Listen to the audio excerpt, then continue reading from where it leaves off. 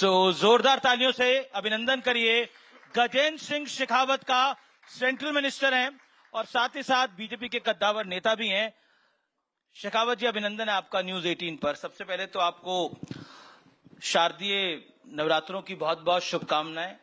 और कल प्रधानमंत्री ने देश के नाम एक संबोधन दिया और उस संबोधन में प्रधानमंत्री ने जो जीएसटी 2.0 है उसको एक उत्सव के रूप में, अंग्रेजी में जिसे कहते हैं एक फेस्टिवल के रूप में बनाने का अनुरोध किया समूचे देश से। How big is this? देखिए, शारदीय नवरात्र की बहुत सारी शुभकामनाएं आपको और आपके सभी दर्शकों को, यहाँ उपस्थित सभी श्रोताओं को। लंच के बाद में पॉलिटिकल सेशन रखना मुझे लगता है सबसे अच्छा था, क्योंकि लंच के बाद में किसी कॉन्फ्रेंस में मंच पर बैठने वाले लोगों की दोहरी चुनौती होती है। मैं जब स्टूडेंट लीडर था उससे पहले भी बहुत बार बहुत सारी कॉन्फ्रेंसेस में, प्रोग्राम्स में मुझे मंच के सामने बैठने का अवसर मिला। तब एक ही चुनौती होती थी कि अपने आप को जगाए रखना, ताकि कैमरा कहीं घूमे और आप सोते हुए कैद न हो जाओ। लेकिन अब जब मंच पे होते हो तब खुद को भी जगाए रखना होता है और सामने वालों के ऊपर भी।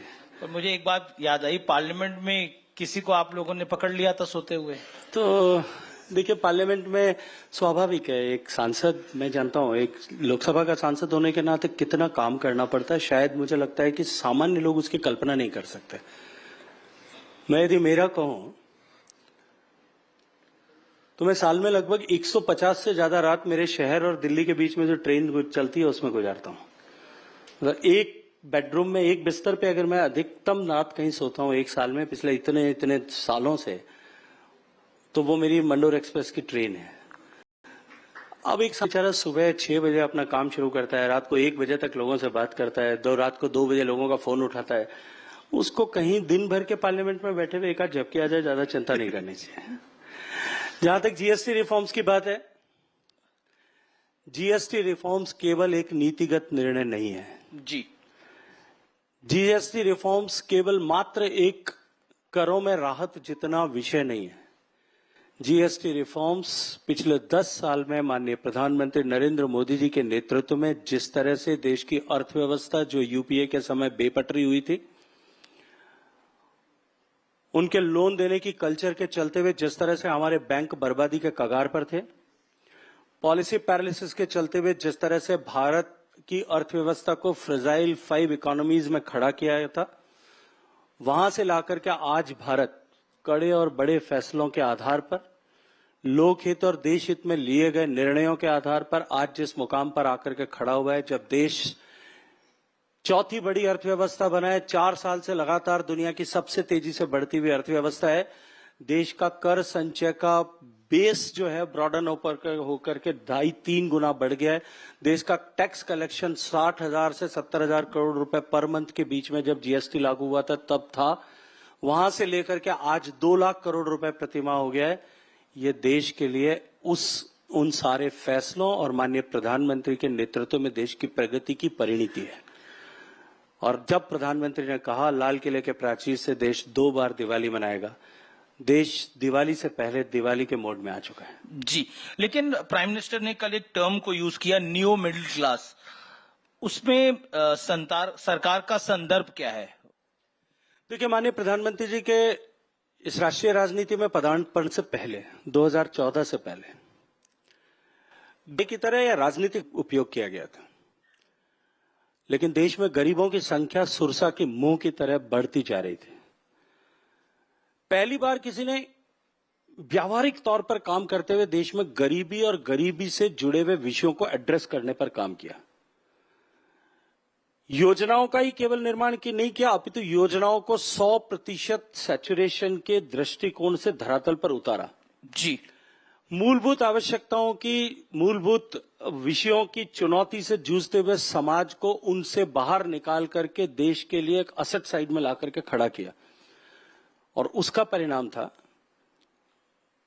नीति आयोग के आंकड़े उठा करके देख लें, वर्ल्ड बैंक के आंकड़े उठा करके देख लें, देश की दुनिया के दूसरे इकोनॉमी का एनालिसिस करने वाले ऐसे सारे ऑर्गेनाइजेशंस और इंस्टीट्यूट्स के आंकड़ों को उठा करके देख लें, मीडिया के वर्टिकल्स पे उठा करके देख लें, कुछ आंकड़ों में अंतर हो सकता है। कहीं 20 करोड़ होगा, कहीं 22 करोड़ होगा, कहीं 25 करोड़ होगा, कोई 30 करोड़ की बात कर रहा होगा, लेकिन इतना बड़ा तबका ऐसा है जो गरीबी की रेखा से बाहर निकल करके अब मध्यम वर्ग का जीवन जीने का सौभाग्य प्राप्त कर चुका है। वो नियो मिडिल क्लास है। तो that is aspiring class of our country. Okay, आप कह रहे हैं जो मिडिल क्लास और एक दूसरी क्लास के बीच में वो न्यू मिडिल क्लास है? नहीं जी, नई कोई क्लास नहीं है। मिडिल क्लास में जो नए लोग एंटर हुए हैं that is new middle class. अच्छा, एक इसकी पॉलिटिकल साइड है, और पॉलिटिकल साइड ये है कि बीजेपी का जब से बीजेपी का जन्म हुआ तब से मिडिल क्लास जो है वो बीजेपी का बहुत बड़ा सपोर्ट बेस रहा है नेशन वाइड, स्पेशली अगर हम पूरे देश की बात करें अटल जी अडवाणी जी के युग से। सो उस मिडिल क्लास को 10 साल में बीजेपी की सरकार देने का बहुत प्रयास कर पा रही थी, लेकिन दे नहीं पा रही थी। इसीलिए इनकम टैक्स में भी राहत दी है और इसीलिए जीएसटी में भी इतनी बड़ी राहत देने का प्रयास हुआ है, और इसका एक हमें रिजल्ट भी देखने को मिला। दिल्ली इलेक्शंस में आपने अरविंद केजरीवाल जैसे एक दिग्गज को चुनाव हरवा दिया, मतलब उनकी पार्टी चुनाव हार गई। इसकी पॉलिटिकल साइड भी है शेखावत जी। इसको देखिए, हर निर्णय की में राजनीति खोजना इस देश की लोकतांत्रिक व्यवस्था के साथ में जुड़ा हुआ विषय है जी। हमारे मन में नहीं होगा तो मीडिया के साथ ही आप लोग खोज देंगे, और आप लोग खोज करके हमारे सामने प्रतिपक्ष में बैठे हुए लोगों को सुझा देंगे और वो उसका तंदूरा बजाने लगेंगे। नहीं, हम नहीं समझा रहे, या वो बजाने लगेंगे तो आप उसको दिखाने लगेंगे, वैसी वर्षा दोनों हो सकता है। देखिए, मोदी सरकार के फैसले राजनीतिक स्वार्थ और हितों को लेकर के नहीं किए जाते। वहां मंत्र है देश हित सर्वोपरि, दल का हित उसके बाद में, और उसके बाद में कहीं व्यक्ति या कहीं किसी और का हित आता है। इसलिए देश का हित लेकर के जब फैसले करते हैं, देश की जनता प्रतिसाद के रूप में जो है वो राजनीतिक दायित्व देती है, सफलताएं देती है, वो इनडायरेक्ट बेनिफिट है। लेकिन डायरेक्ट राजनीतिक के लाभ से और राजनीतिक दृष्टिकोण से फैसले जिन्होंने किए थे वो आज देश की राजनीति में हाशिए पर सिमट करके खड़े हो गए। नहीं, जब ऑपोजिशन के नेता बोलते हैं, बड़े बड़े नेता बोलते हैं, मैं सबका नाम लेना चाहूंगा तो समय निकल जाएगा सवाल में, वो कहते हैं कि टैरिफ से ध्यान हटाने के लिए ये पूरा खेल खेला गया है। That's another version. What's your take? मैं याद दिला देता हूं, डिमोनेटाइजेशन जब होने वाला था उत्तर प्रदेश के चुनाव हो रहे थे जी। पुराने रिकॉर्ड उठा करके देख लीजिएगा उस समय कैसी टिप्पणियां की गई थी, लेकिन हुआ क्या था। मैं फिर कहूंगा, हर विषय को राजनीतिक दृष्टि से देखने की कोशिश करना, उस लेंस से देखने की कोशिश करना और माइक्रोस्कोप लगा करके उसमें राजनीति ढूंढना और उसकी आलोचना करके अपने राजनीतिक स्वार्थों या महत्वाकांक्षा की पूर्ति करने के प्रयास पहले भी होते रहे। इस 10 साल के कालखंड में लगातार इस तरह के प्रयास किए गए, एक बार पहले भी विफल हुए, एक बार फिर विफलता होगी। अच्छा, इसके अंदर एक आंकड़ा है, वो ये है कि ये जो नई स्लैब रेट्स आई हैं जीएसटी की, इसके बाद 85% गुड जो हैं वो लगभग और वस्तुएं हैं, सर्विसेज हैं, गुड सर्विसेज हैं, ये अब 5% टैक्स के दायरे में आएंगे और इससे लगभग 2.5 लाख करोड़ रुपए की बचत होगी। क्या आपको लगता है कि वो सारा सरकार का एजम्पशन ये है कि जो बचत होगी वो पैसा दोबारा सिस्टम में आएगा? That's your believe? देखिए, हालांकि जो 2 इंपॉर्टेंट टैक्स स्लैब्स की बात करें हम 12% की, या 12 और 18 दोनों को जोड़ करके अगर उससे हम टैक्स रिडक्शन हो उसकी बात करें तो 95% गुड्स जो है इन दोनों स्लैब में थे उनका टैक्स रेट कम हो गया है। 28% स्लैब में थी, उसमें भी लगभग 85% का आंकड़ा जो है वो ये दिखाता है कि वहां टैक्स रेट कम हो गया है। हर एक आदमी के, आपके, मेरे सामने बैठे आपके दर्शक, सबके घर में जितनी भी दैनिक उपयोग की वस्तुएं जी, खेत में काम करने वाले किसान से लेकर के और बंबई के बड़े आलीशान घर में रहने वाले तक, सबके हर एक के जीवन की उपयोग की वस्तुओं को जो है वो टैक्स स्लैब कम करके 0 से 5% के बीच में लाया गया है जी। जब बचत होती है, मैंने जब इनकम टैक्स का स्लैब चेंज किया था, माननीय वित्त मंत्री जी ने पिछले बजट में जब ये तय कर दिया था कि 12 लाख रुपए तक देश में किसी भी नागरिक पर 0 इनकम टैक्स होगा, तब भी मैंने जो बात कही थी मैं आज फिर दोहराता हूं। देखिए, जब टैक्स का बोझ कम होता है तो निश्चित रूप से जेब में पैसा बचता है। जब जेब में पैसा बचता है तो आदमी मार्केट में जाके या तो निवेश करेगा या खर्च करेगा, 2 ही काम करेगा। दोनों में सरकार का लाभ है। निवेश करेगा तो भी सरकार का लाभ है, और जो है अगर जाकर के मार्केट में खर्च करता है, चाहे वो अपने घर में कुछ सामान खरीदने के लिए, संसाधन खरीदने के लिए, गैजेट्स खरीदने के लिए खर्च करे, या पर्यटन के लिए, पर्यटन उसका ऑटोमेटिकली एक बड़ा बेनिफिशियरी होता है। और हम सब ने देखा है जिस तरह से इकोनॉमी ने ग्रो किया, जिस तरह से टैक्स बेस कम हुआ, आज भारत का डोमेस्टिक ट्रैवल जो है वो बेतहाशा बढ़ रहा है। पिछले एक साल में 294 करोड़ यात्राएं इस भारत में डोमेस्टिक ट्रैवलर्स ने की है। और आप ही देख ही रहे हैं, आप आंकड़े उठा करके देख लीजिएगा, मध्य प्रदेश में उज्जैन का महाकाल मंदिर बनने से पहले ये जो महाकाल लोक का निर्माण किया पिछली सरकार के समय में, शिवराज सिंह जी और देश की सरकार ने मिलकर के, महाकाल लोक बनने से पहले उज्जैन में टोटल शिवरात्रि को छोड़कर के टोटल तो जो है दर्शनार्थी जाते थे वो लगभग 20 लाख के आसपास होते थे। और अभी शिवरात्रि को छोड़कर के एवरेज अगर निकालें तो हर सप्ताह का लगभग 10 लाख से ज्यादा है।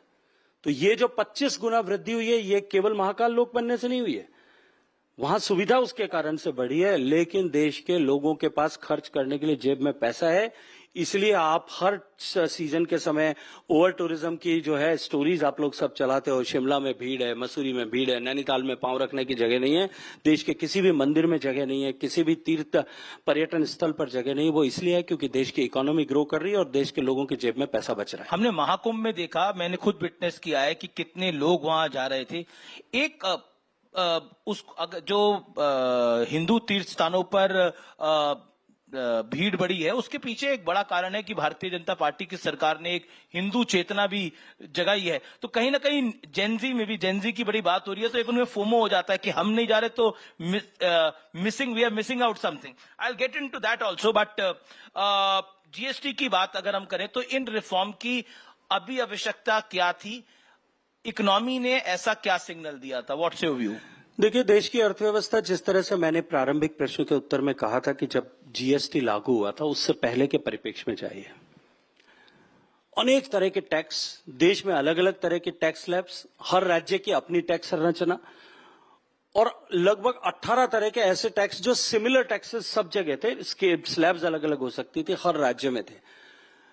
मैन्युफैक्चरर परेशान था, उपभोक्ता परेशान था, टैक्स ओवर टैक्स के कारण से कैस्केडिंग इफेक्ट होता था, उसके कारण से जो है आम जन को, उपभोक्ता को वस्तुएं महंगी मिलती थी। जी, प्रधानमंत्री जी ने निर्णय किया, विपक्ष ने बहुत सारे, विपक्ष की नेतृत्व वाली सरकारें थी, उन्होंने बहुत सारी चिंताएं व्यक्त की। आज इस जगह पे खड़े होकर और बैठ के धन्यवाद देना चाहता हूं देश के प्रधानमंत्री के, उन्होंने उनके निर्णय का और उनके साहस का। उन्होंने कहा कि टैक्स कलेक्शन कम नहीं होगा और किसी राज्य को अगर नुकसान होगा उसकी भरपाई केंद्र सरकार करेगी, और हमने की। आप जब प्रारंभ में 2017 में जीएसटी लागू हुआ था, उस समय पहले 6 महीने का एवरेज टैक्स कलेक्शन देखिए, वो 60-70 हजार करोड़ के बीच में एक महीने का था। जी जी जी, ऑल टाइम हाई 2,34,000 करोड़ को छोड़ दूं, लेकिन अभी भी पिछले 6 महीने का टैक्स कलेक्शन उसी जो है रेस्पेक्टिव 6 महीनों का ही अगर मैं निकालूंगा तो 2 लाख करोड़ रुपए। ये जो इकोनॉमी ने ग्रोथ की, क्योंकि हमने टैक्स एक किया, मार कम हुई, लोगों के पास पैसा पड़ा, हमने साहसिक निर्णय लिए, देश की इकोनॉमी को सपोर्ट करने वाले निर्णय लिए, हमने देश में करदाताओं के बेस को ब्रॉडन अप किया। लेकिन पहले थोड़े से करदाता बहुत सारा बोझ उठाते थे, अब बहुत सारे करदाता मिलकर के थोड़ा थोड़ा बोझ उठाते हैं। ये जब काम करना शुरू किया, इसके अतिरिक्त ईमानदारी से जो है टैक्स असेसमेंट को शुरू किया, टैक्स कलेक्शन को शुरू किया, आज उसका परिणाम ये हुआ कि देश की सरकार टैक्स बढ़ाने के बजाय टैक्स घटा करके देशवासियों को सौगात दे पाई। तो एक सिग्नल इकोनॉमी ने क्या दिया, उस लाइन में आप क्या बोलोगे? वन लाइन में कि एक नहीं, एक का अधिक 2,34,000 करोड़ रुपए देश की सरकार के पास में एक महीने का हाईएस्ट कलेक्शन अगर होता है, 60,000 करोड़ से यात्रा इकट्ठी होकर शुरू होकर के 2,34,000 करोड़ रुपए की दिखता है। मुझे लगता है ये निर्णय पर्याप्त है। तो ग्लोबल और इसके अतिरिक्त देश की जनता पर कर का बोझ कम करने से देश की मैन्युफैक्चरिंग और विशेष रूप से जो हमारा एमएसएमई सेक्टर जो है वो बेनिफिट होता है, देश की मेक इन इंडिया स्पिरिट को फायदा होता है। ये प्रूवन ट्रैक रिकॉर्ड है, इसलिए देश की सरकार को ये निर्णय करना। ये पॉइंट ये तो सब पहले भी हो रहा था, अब क्योंकि ग्लोबल परिप्रेक्ष्य को देखते हुए ये फैसला लिया। कोई आदमी अगर दौड़ना शुरू करे 400 मीटर की रेस में जी, और वो 400 मीटर की फिनिश लाइन पे जाकर के बहुत तेजी के साथ में 3-4 कदम भर के दौड़े और फिनिश लाइन पे जीत जाए, क्या आप उससे ये प्रश्न करोगे कि दौड़ तो आप पहले भी तेज रहे थे, आज अभी लास्ट में जाकर के आपको 4 कदम क्यों दौड़ना पड़ा?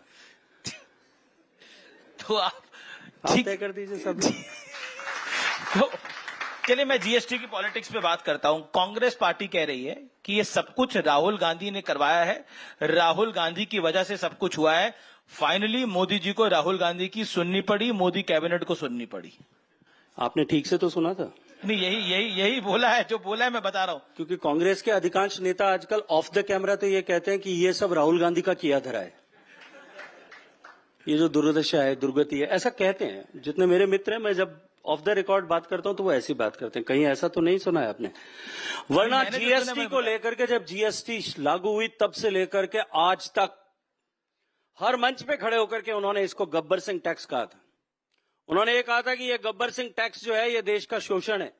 उन्होंने कहा था कि देश की अर्थव्यवस्था को बर्बाद कर देगा, देश के उपभोक्ताओं के जेब खाली कर देगा।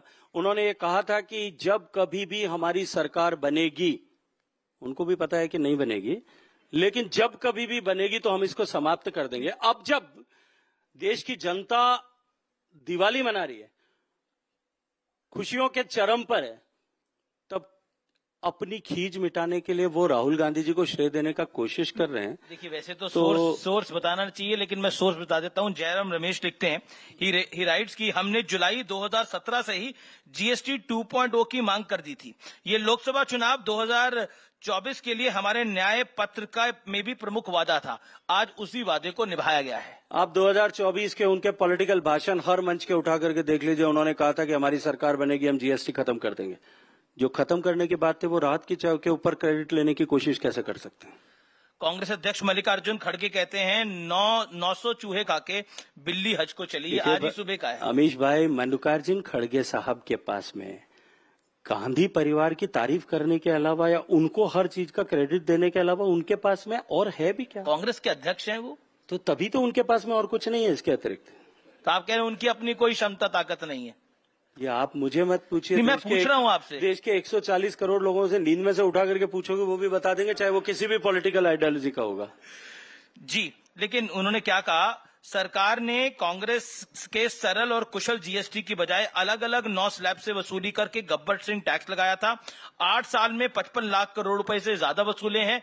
अब फाइनली इन्होंने बात मानी है, वो भी यही लिख रहे हैं। मैं आपसे एक बात पूछना चाहता हूं आपके दर्शकों के सामने भी, किस 2017 से लेकर 2025 तक सारे टैक्स को एक साथ इकट्ठा करके जी एक जीएसटी लागू किया गया था 2017 में। उससे पहले 10 साल तक उनकी सरकार थी, अलग अलग टैक्सेस लगते थे। 18 तरह का इंस्पेक्टर जो है वो ट्रेडर और मैन्युफैक्चरर की छाती पे उसके घर पे घुसा रहता था। कैस्केडिंग इफेक्ट की मार जो है उपभोक्ता झेलता था। जिन लोगों ने 10 साल तक सरकार में ये सब जनता को दंश दिया था, वो उस सुधार पर टिप्पणी करने का अधिकार कहां से प्राप्त करते हैं?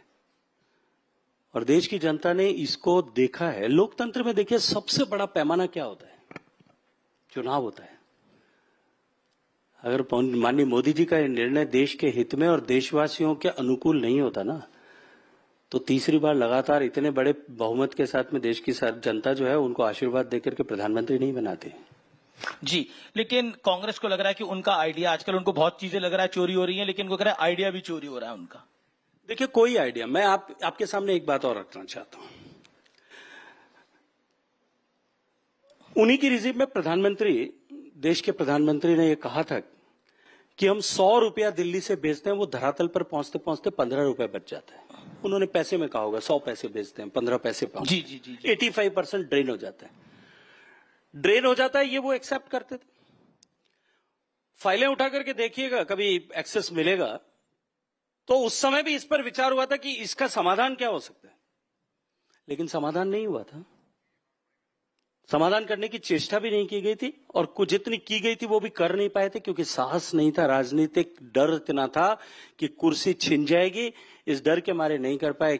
देश के प्रधानमंत्री नरेंद्र मोदी जी ने एक संकल्प लेकर के देश के हर आदमी का बैंक का खाता खुले और डिजिटाइजेशन की ताकत से दुनिया को सबसे ज्यादा डिजिटल ट्रांजैक्शन वाला देश भारत को बना दिया, बिचौलियों को समाप्त कर दिया। अब वो ये कहें कि ये आइडिया हमारा चोरी कर लिया। तुम आइडियाज के साथ में रात भर स्वप्न देखो और उनके डर के मारे आइडियाज को इम्प्लीमेंट नहीं कर पाओ और कोई आकर के आइडिया को इम्प्लीमेंट कर दे तो धन्यवाद देना चाहिए ना। जी, हमने उनके आइडिया को अगर वो मानते हैं, भाई अगर वो मानते हैं तो उनको धन्यवाद देना चाहिए, आपने हमारा आइडिया इंप्लीमेंट कर दिया। चलिए, एक बार भी साहस के साथ में खड़े होकर के उन्होंने धन्यवाद दिया क्या? नहीं, पर एक बात तो बहुत साहस जब के साथ जीएसटी लागू किया तो पर उन्होंने कहा कि जीएसटी तो गब्बर सिंह टैक्स है, जीएसटी की शुरुआत की लेकिन एक कहाँ बात हुई? तो बहुत साहस के साथ कहते हैं, वो कहते हैं वोट चोरी करा है आप लोगों ने। वो हर दूसरे दिन कहते हैं, कह रहे वोट चोरी करा है। वो कुछ आंकड़े भी लेकर आ जाते हैं। नहीं, मैं तो अभी इस पर विचार कर रहा हूं। हम कुछ लोग बैठ करके सोच रहे हैं कि अब अगला वो क्या बात करेंगे, क्योंकि पिछले चुनाव तक वो ईवीएम पर बात करते थे, उसके बाद में वो ईसीआई पर बात करते थे, उससे पहले वो कुछ और विषयों पे बात करते थे, अब की बार वो वोट चोरी तक पहुंचे। अगली बार क्या बात करेंगे, अपने तो चिंता उस पर करनी चाहिए, क्योंकि उनकी बात को देश गंभीरता से नहीं लेता है, ये सिद्ध हो चुका है। उनकी बात को लोग मजाक समझ करके उड़ा देते हैं।